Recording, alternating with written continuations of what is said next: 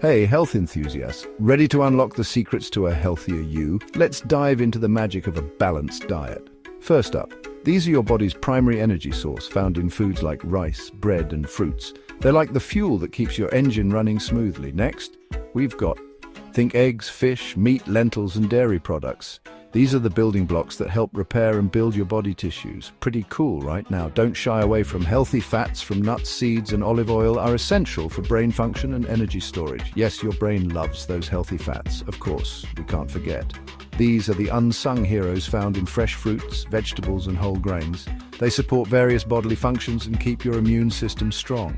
And let's talk about found in whole grains, fruits, and vegetables. Fiber is your digestive system's best friend. It keeps things moving and promotes gut health. Last but definitely not least, hydration is key. Water is essential for maintaining all your bodily functions. So what's the takeaway? A balanced diet means enjoying a variety of nutrients in the right proportions. Avoid those processed foods, sugars, and unhealthy fats. Focus on whole, natural foods to maintain your energy levels, prevent chronic diseases, and promote overall well-being. Remember, what you put into your body has a huge impact on how you feel, so fuel yourself with the best. Thanks for watching and stay healthy.